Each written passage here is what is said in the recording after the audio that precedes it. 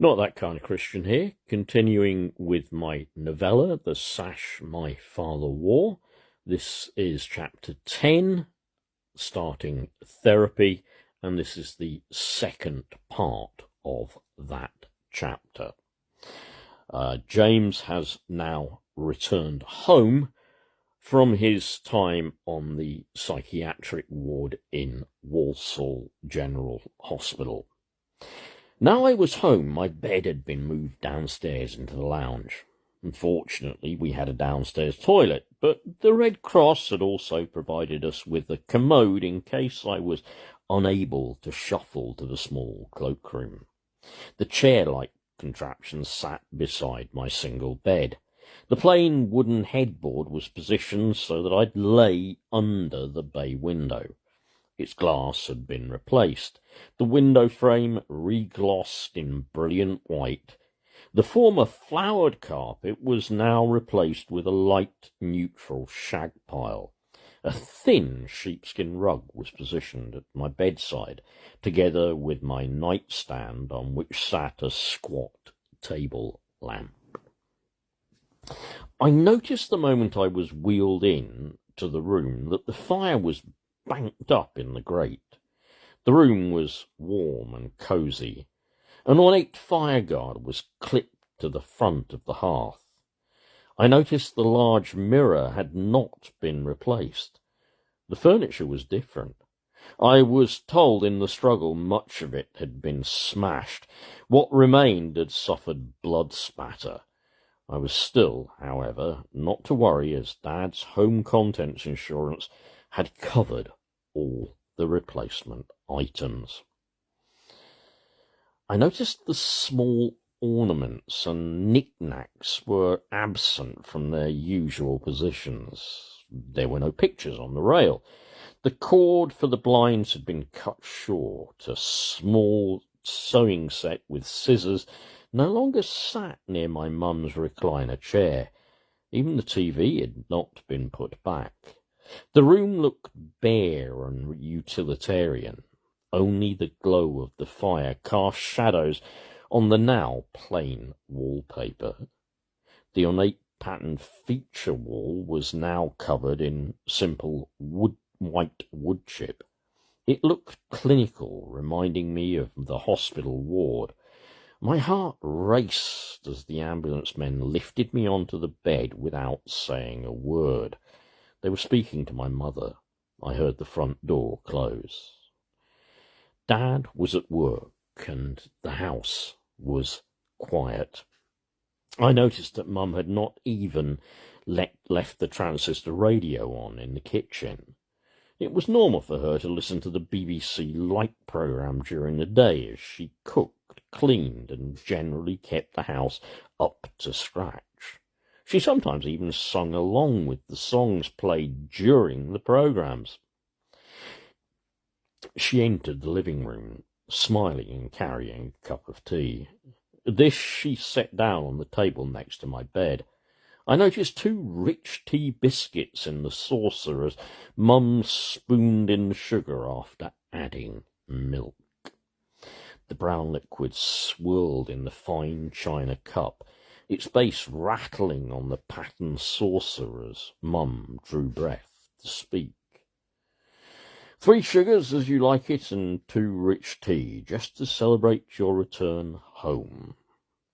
She paused before adding, "Drink it while it's still hot, son, and you can tell me all of your news since they've discharged you. I frequently tried to come and see you to take care of you, but they wouldn't let me on your ward. Dad wrote to that wonderful Christian lady, Mrs. Mary Whitehouse, and I believe he's now taking this up with the Christian Lord Longford. He said Myra Hindley has accepted Jesus inside Rampton Hospital, but even Lord Longford could not get the hospital to allow me to visit you. Everybody at church was outraged at a Christian mother being kept from her father's children. They send their thoughts and prayers." She finished her sentence with a little flourish and looked me straight in the eyes. Why did you do this to yourself, son? Why did you attack the bishop?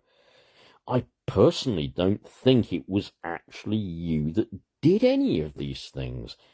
I think a demon, or maybe several demons, had taken control of you.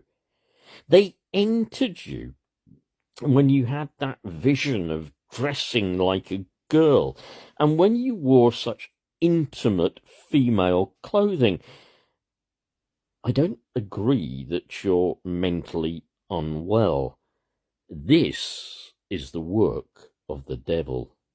Those evil spirits must be driven out of your body. Still, you're home now, and that's what matters. I propped myself up on the 4 pillows Mum had provided for me. The dressing gown was a little too big as I lifted the teacup to my mouth and began to sip the brew. The liquid warmed me. I seemed to relax a little. My mind raced to think of what I should tell my mother. I was afraid of her reaction. I was also wondering how what I had done had affected my relationship with God. I was frightened that I may even have lost my eternal salvation because of this terrible sin, because of this indulgence in perverse sexual practices and sexual deviancy. I felt guilty and ashamed of what I had done. I thought of the garments Amanda gave to me, and mixed in with feelings of guilt, shame, and the sense of being filthy before a perfect God who never sinned, I felt peace. I didn't want to feel this peace. I knew I should feel shame. I knew I should fear God's chastisement for my sin. But what I felt under all of this was peace. It felt like even that moment had resolved confusion and let me be the person I truly was. But I would not tell Mum, but I would have to tell Mum a different story, or I'd lose her love once and for all. I'd always been frightened of losing my mother's love. As I spoke to my mother, I realized I'd given up on the God she believed in once and for all. Even though my thoughts said otherwise, I would provide the kind of answers she needed to hear. I felt a sense of overwhelming peace. I knew what I really wanted to say would horrify my mother. She would even see what I truly wanted to say as a betrayal of my personal Christian faith, a denial of God, a Judas moment of turning Jesus over to the Roman authorities. But I would deal with that later. For now, the right thing to do was to tell her what I knew she needed to hear. Maybe this would be something she could use to further reinforce her own faith and a belief that she was saved from the torments of hell. We'll pause that there after just 9 minutes. There's a little bit still to go, and obviously I'll come back with that as a separate chapter. Remember, this is just fiction, but these kind of things really do happen, and especially in families that are, well, shall we say, religious fundamentalists of all hues and all kinds, not just Christian religious fundamentalists.